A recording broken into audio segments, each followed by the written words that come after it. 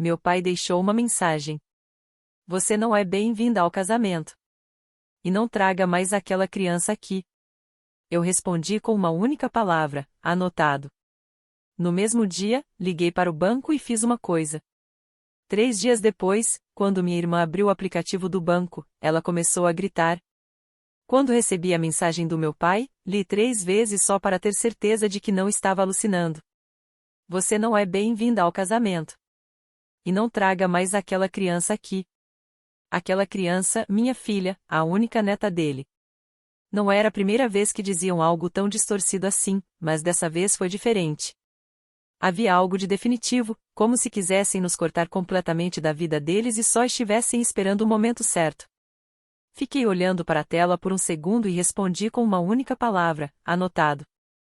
Não discuti. Não fiz perguntas.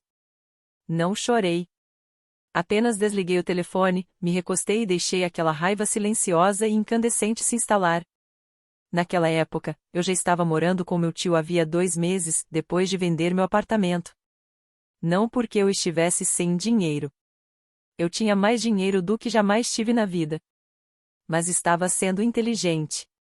Eu queria comprar uma casa, um lugar onde minha filha e eu pudéssemos recomeçar, onde não precisássemos andar pisando em ovos, nem nos explicar, nem lidar com olhares julgadores durante o café da manhã. Meus pais não se ofereceram para nos acolher depois da venda. Minha mãe foi direta, disse que não se sentia confortável com aquela criança na casa. Que isso iria perturbar a paz, como se fossemos algum tipo de ameaça. Antes, eu deixava essas coisas passarem, inventava desculpas por eles. Não mais. Chega de fingir que nada aconteceu. Minha irmã ficou noiva na primavera passada. Um cara que ela conheceu no trabalho. Ele é até legal, mas os dois estavam muito acima do que podiam pagar ao planejar um casamento que custava mais do que a maioria das pessoas ganha em um ano. Meus pais ficaram radiantes. Finalmente, uma filha fazendo tudo do jeito certo. E, naturalmente, a expectativa caiu sobre mim para ajudar a bancar tudo. Não foi um pedido, foi uma suposição. Eu tinha dinheiro, não tinha? E eu concordei em ajudar. 10 mil, ponto final. Fui clara desde o primeiro dia. Mas então as contas começaram a chegar, provas de vestido, degustações de bolo, depósitos do local. De repente, tudo estava sendo decidido sem me consultar. Ainda assim, de alguma forma, eu era quem deveria pagar. Então veio o golpe final. Eles me adicionaram a uma conta conjunta do casamento por transparência. O que não mencionaram foi que já tinham começado a sacar dinheiro dela. Um dia, conferi o saldo e simplesmente congelei. Eles tinham comprado um carro zero para o casal. Um maldito carro, com o dinheiro que eu nunca concordei em dar. Liguei para minha mãe. Ela disse que eu estava sendo egoísta. Disse que eu sempre poderia ganhar mais dinheiro, mas que minha irmã só tinha uma chance de viver o sonho dela. Naquela noite, sentei no quarto de hóspedes do meu tio, com o telefone na mão, encarando aquela conta. E fiz uma coisa. Transferi cada centavo de volta para minha conta principal. A conta ainda estava no meu nome. Eles só presumiram que eu não teria coragem. 3 dias depois, meu tio entrou na cozinha com uma expressão estranha no rosto. Disse que tinha acabado de desligar o telefone com minha mãe e me perguntou se eu tinha feito alguma coisa com a conta.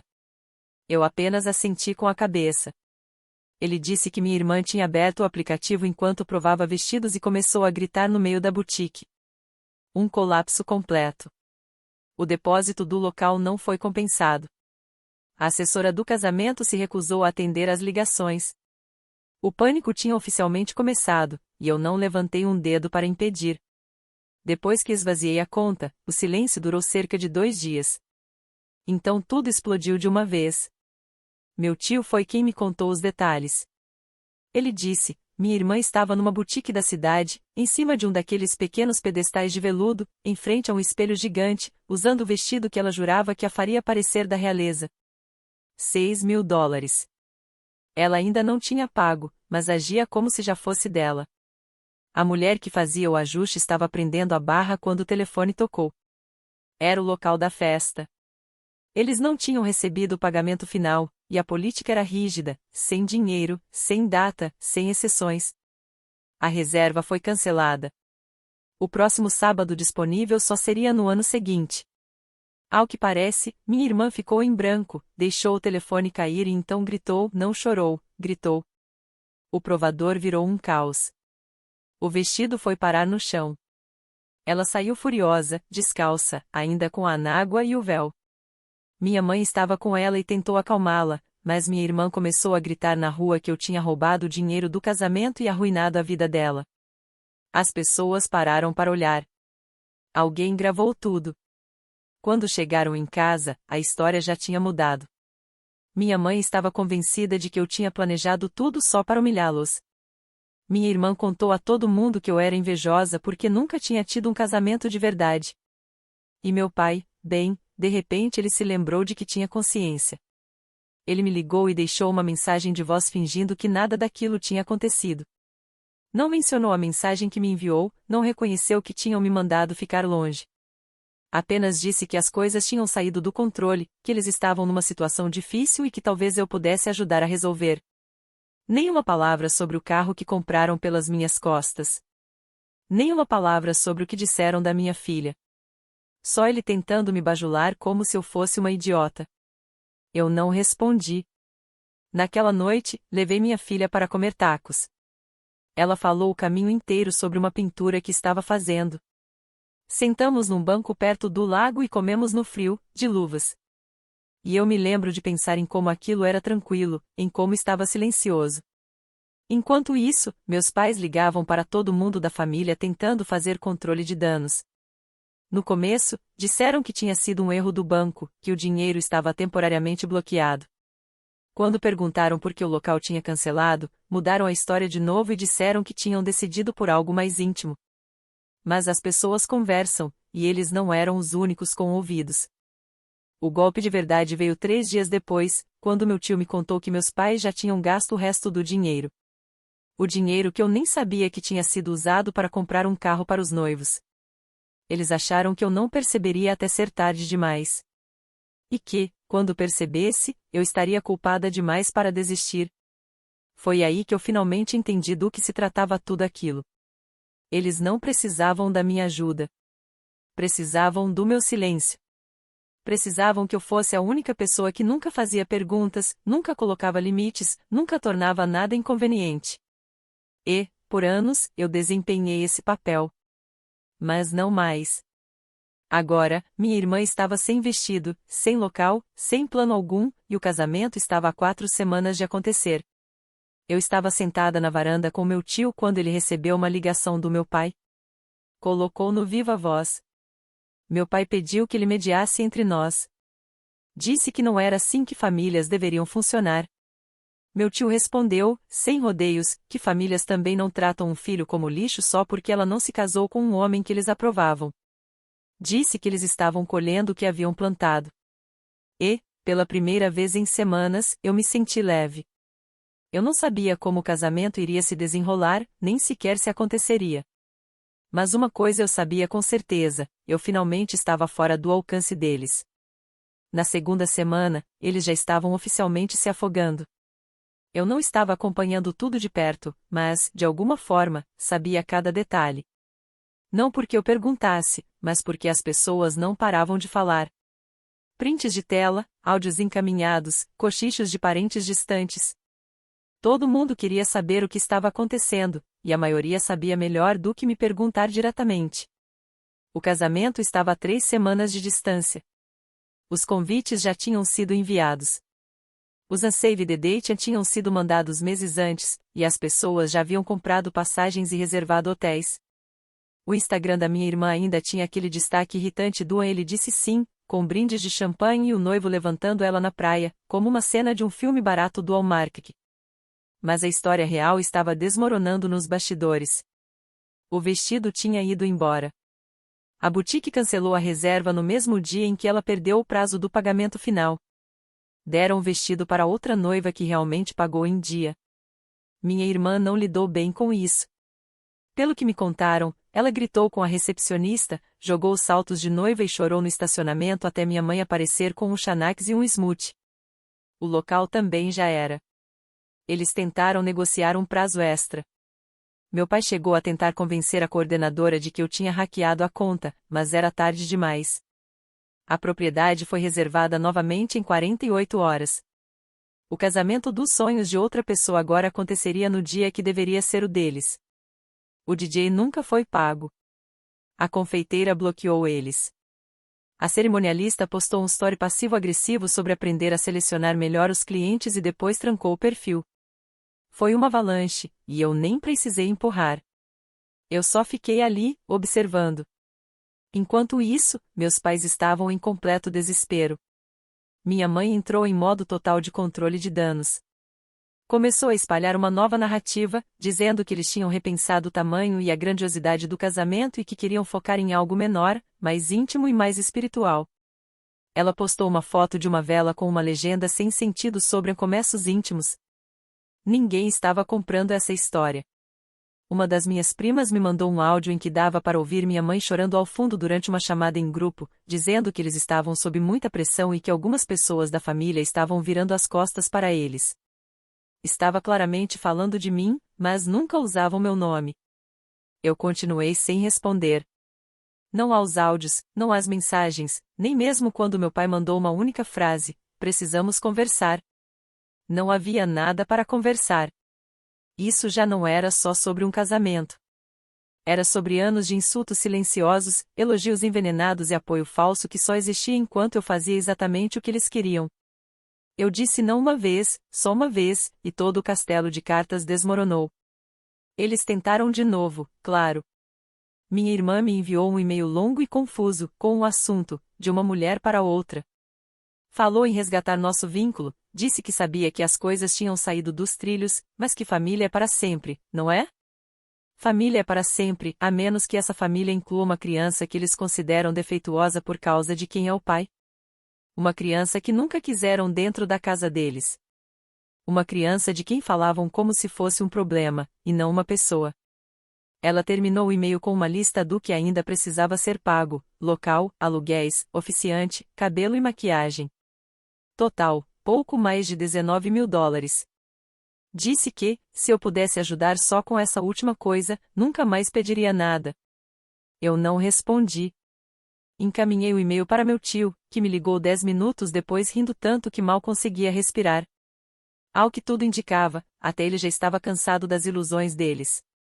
Ele me contou que minha mãe tinha aparecido na casa dele sem avisar e tentou fazê-lo se sentir culpado para ajudar. Disse que, se o casamento fosse cancelado, seria uma mancha no nome de toda a família. Ele foi direto, disse que a única mancha era a forma como eles tratavam a mim e a minha filha. Depois disso, ela parou de aparecer por lá. 2 semanas antes do casamento, eles desistiram do conto de fadas. Nada mais de propriedade de luxo, arco de flores, guardanapos personalizados com iniciais e a data do casamento.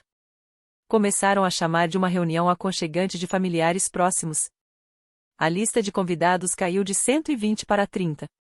O bolo foi encomendado em um supermercado. Alugaram um salão de festas local, com painéis de madeira e luzes piscando. As pessoas perceberam, comentaram, e ainda assim nenhum deles pediu desculpas. Nenhuma vez. Eles não queriam só dinheiro. Queriam obediência. Queriam que eu voltasse rastejando para provar que precisava deles. Mas eu não precisava. E eles finalmente estavam começando a perceber isso. Uma semana antes do casamento, a última leva de convites foi enviada. Pelo menos era assim que eles chamavam. Na realidade, eram impressões baratas de última hora, que pareciam feitas a partir de um modelo gratuito na biblioteca. Sem renda, sem detalhes dourados, nem sequer um endereço para a resposta. Apenas uma mensagem vaga sobre uma celebração familiar privada em um local que ninguém nunca tinha ouvido falar. Meu tio recebeu um. Minha prima Amber recebeu outro.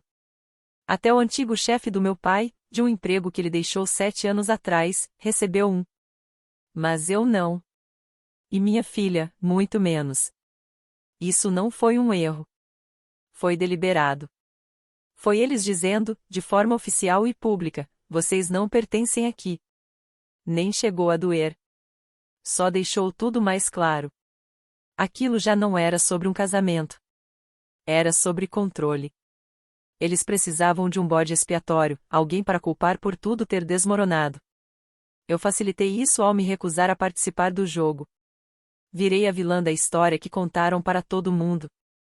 O que eles não contavam era o quanto ficariam mal quando a verdade começasse a escapar. As pessoas começaram a fazer perguntas. Por que eu não fui convidada? Por que o casamento saiu de uma propriedade à beira do lago para um salão sem janelas ao lado de um shopping de bairro? Por que os noivos estavam dirigindo um carro 0 km se o orçamento do casamento supostamente tinha desaparecido?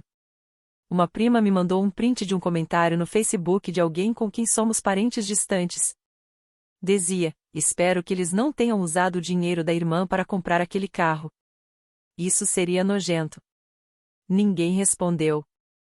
Mas o comentário também não foi apagado. Enquanto isso, meu tio estava furioso. Ele foi direto ao grupo de mensagens que minha mãe tinha criado para a logística da família e escreveu uma única linha: então agora sua neta não é boa o suficiente para estar no mesmo ambiente que vocês? Minha mãe saiu do grupo imediatamente. Meu pai nunca respondeu. Ninguém os defendeu. Alguns parentes me mandaram mensagens em particular, dizendo que sentiam muito e que não faziam ideia de que as coisas tinham chegado a esse ponto. Uma tia chegou a cancelar a viagem por puro nojo. Aquilo significou mais do que qualquer coisa. Mas a reviravolta que eu não vi chegar veio 2 dias depois.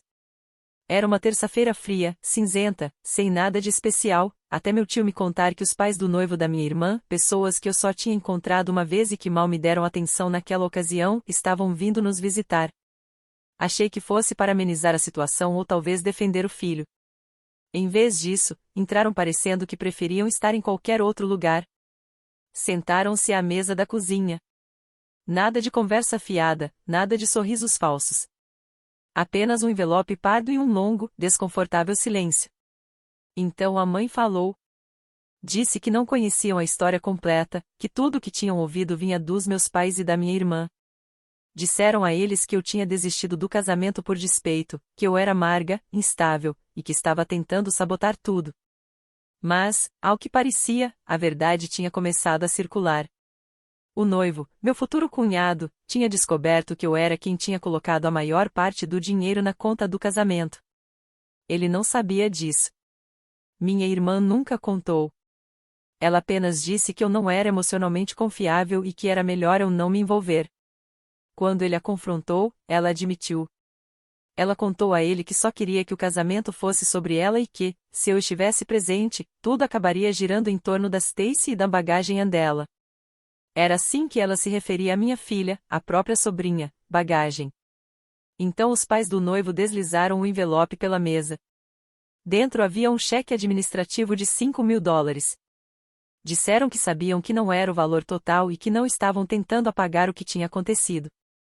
Só queriam reconhecer, não fingir que nada tinha ocorrido. Não queriam que o casamento do filho começasse com uma mentira pairando no ar. Eu nem cheguei a tocar no cheque. Fiz apenas uma pergunta: o seu filho ainda quer se casar com ela? A mãe olhou para o pai. O pai deu de ombros, e ela disse baixinho: não sabemos. Eles deixaram o cheque sobre a mesa. Naquela noite, sentei com minha filha na sala de estar do meu tio enquanto ela trabalhava em um projeto de artesanato. Ela não sabia de nada do que tinha acontecido. Eu nunca levei o drama para o espaço dela. Mantive tudo fora, tudo em silêncio. Em certo momento, ela levantou os olhos para mim e perguntou: você acha que a casa nova vai ter um jardim? Foi ali que eu decidi. Nada de olhar para trás. O casamento aconteceu naquele sábado, cheio de sorrisos forçados. Tudo parecia um evento corporativo que ficou sem verba no meio do caminho. Mas então recebi uma mensagem inesperada de alguém que tinha estado no casamento.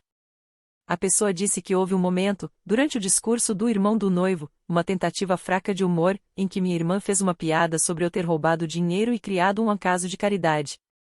Todo mundo ficou em silêncio. O noivo não riu. Nem sequer sorriu. Ele simplesmente se levantou e saiu para fora. Eu não esperava ouvir mais nada depois do casamento. Achei que eles dariam um jeito de arrastar aquilo até o fim.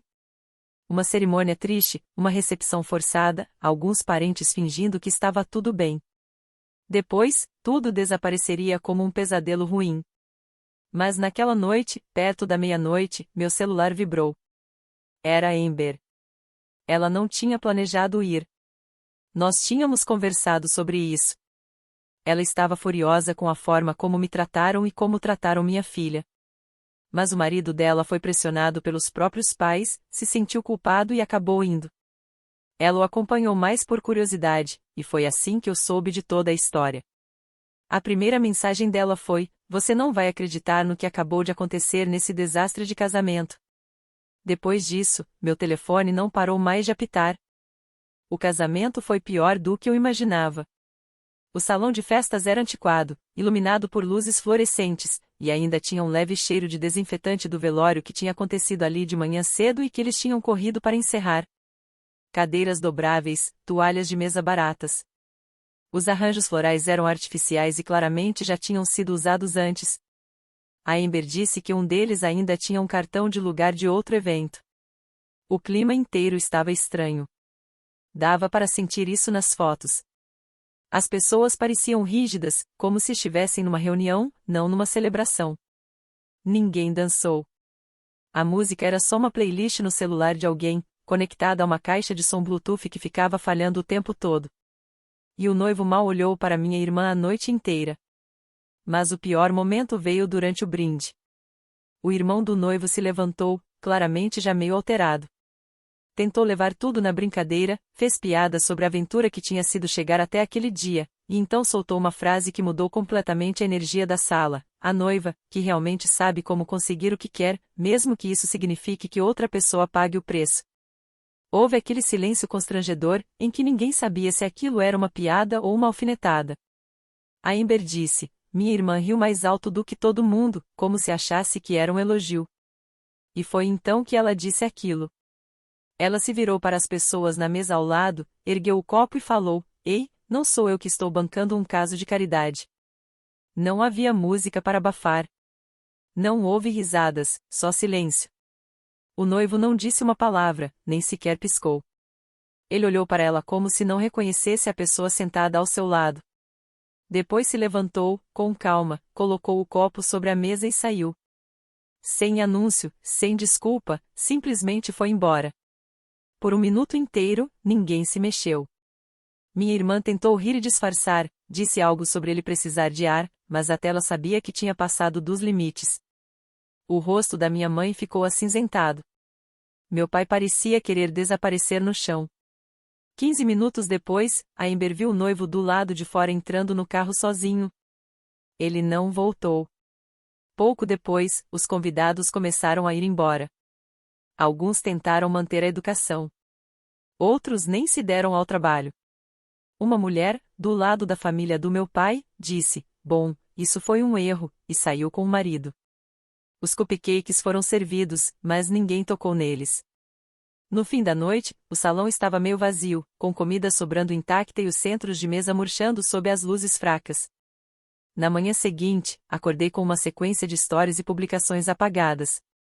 Alguém tinha postado uma foto borrada da noiva sentada sozinha na mesa principal, com a legenda: "Então foi assim que acabou." O noivo não voltou para casa. Ele arrumou uma bolsa e saiu da cidade, ficou temporariamente na casa de um primo, a cerca de 3 horas dali. Segundo a Amber, ele disse às pessoas que precisava pensar. 2 dias depois, minha irmã postou uma mensagem enigmática nos stories. Fundo preto, texto branco: "Às vezes, as pessoas partem seu coração só para mostrar quem realmente são." Nenhum pedido de desculpas, nenhuma responsabilidade, nenhuma menção ao que ela disse. Só mais uma rodada de fingir ser a vítima. Mas a história se espalhou rápido. O que ela disse sobre a minha filha não foi apenas cruel, foi imperdoável, e as pessoas sabiam disso. Até os parentes que normalmente a defendiam começaram a se afastar. Ela tentou controlar a narrativa de novo, mas o estrago já estava feito. Eu não disse uma palavra. Não precisei, porque, pela primeira vez, a verdade fez todo o trabalho por mim. Eles finalmente tinham se exposto. 3 semanas e meia depois do desastre que tentaram vender como um casamento, eu assinei a compra da casa. Não qualquer casa, a minha. Comprada com o meu próprio dinheiro, no meu nome, livre de qualquer assinatura ou amarra. Sem fiadores, sem sorrisos falsos, sem manipulações por trás. Só eu, com o meu nome na escritura. Não era enorme, mas era linda de todas as maneiras certas. 3 quartos, uma janela grande sobre a pia da cozinha que pegava a luz da manhã. Um quintal cercado com um velho bordo pedindo por um balanço de pneu. Minha filha ficou com o menor quarto e disse que queria transformá-lo em um laboratório do sol, seja lá o que isso significasse. Disse que precisávamos de um sino dos ventos. Compramos 3. No dia da mudança, meu tio ajudou a levar a última caixa até os degraus da varanda. Minha filha abriu a porta da frente sozinha, saiu correndo para dentro e gritou: "Chegamos em casa", como se estivesse lançando um feitiço. Eu não chorei, mas senti como se algo dentro de mim finalmente tivesse soltado o ar. Nunca contei aos meus pais que tínhamos comprado a casa. Eles descobriram mesmo assim. Meu tio mandou uma foto sem me perguntar antes. Eu e minha filha nos degraus da frente, segurando as chaves, sorrindo. Eu nem sabia que ele tinha feito isso até ele me mostrar a resposta dela. Que conveniente. Nenhum parabéns, nenhuma curiosidade, só amargura embrulhada em pontuação passivo-agressiva. 2 dias depois, minha mãe postou uma foto cheia de filtro de uma casa alugada à beira de um lago, com a legenda: "Recesse de fim de semana com a família de verdade". Teve 6 curtidas. Todas de pessoas com quem eu não falava havia anos. Minha irmã não tinha dito nada publicamente desde o casamento. Nenhuma atualização, nenhuma foto, nada. Fiquei sabendo pela Amber que ela tentou entrar em contato com o noivo, deixou um áudio às 3 da manhã chorando, dizendo que ainda podiam oficializar tudo. Ele nunca respondeu. Quem respondeu foi a prima dele. Ela chamou minha irmã de babá de caso de caridade. Ele escreveu de volta: "Ele não vai voltar depois disso". Qualquer cerimônia que tenham feito nem chegou a ser registrada legalmente. Sem certidão de casamento, sem lua de mel. O carro que compraram com o meu dinheiro ficou parado na garagem deles, um lembrete brilhante de uma fantasia que morreu antes mesmo de a tinta secar. Eu segui em frente. Comecei a criar raízes. Pintei os armários da cozinha de um verde suave, troquei o ventilador feio da sala de jantar e deixei minha filha escolher um lustre ridículo para o quarto dela, que fez o espaço parecer uma pista de dança de fadas. Cada canto da casa foi, aos poucos, começando a parecer com a gente. Não um espaço emprestado, não um lugar temporário, mas um lar de verdade. Então decidi fazer uma festa de inauguração. Nada de convites pelo correio, nada de confirmação formal. Só algumas mensagens, para algumas pessoas que realmente importavam. Meu tio veio, claro. A Amber e o marido trouxeram pão fresco e uma garrafa de vinho. Alguns vizinhos com quem eu tinha começado a conversar apareceram com sorrisos e histórias. O quintal estava enfeitado com luzes. Eu assava hambúrgueres na grelha enquanto as crianças corriam umas atrás das outras pela grama. Alguém levou uma caixa de som, e a música tocava baixinho enquanto as pessoas passavam pratos e se acomodavam nas cadeiras. Em certo momento, olhei ao redor e percebi uma coisa. Cada pessoa ali tinha escolhido estar na minha vida. Não por obrigação, não por manipulação, não porque eu bancava alguma coisa, mas porque me enxergaram e decidiram ficar. Ninguém perguntou sobre o casamento. Ninguém mencionou meus pais ou minha irmã. Era como se o universo tivesse fechado aquele capítulo em silêncio e se recusado a deixá-lo invadir este novo. Mais tarde, depois que todo mundo foi embora e minha filha já estava dormindo, sentei na varanda com meu tio. Não falamos muito. Apenas olhamos para o quintal, as luzes ainda brilhando de leve. Então ele disse: "Você construiu tudo isso do nada. Você sabe disso, né?" E eu sabia. Sabia até o fundo dos ossos, porque me lembrava de cada noite em que fiquei acordada me perguntando se algum dia conseguiria sair. De cada ligação que terminava em culpa. De cada vez que me deixei diminuir para manter a paz. E de todas as vezes em que olharam para minha filha como se ela fosse um peso, em vez de um presente. E agora estávamos ali. Fora do alcance deles, sem pedir desculpas por isso. Quanto a eles, eu sei que viram as fotos, a varanda, as luzes, as pessoas rindo. Sei que viram a legenda que escrevi em uma das imagens, lar. Finalmente. Eles não gostaram. Não comentaram. Mas eu sei que sentiram. E espero que tenha ardido.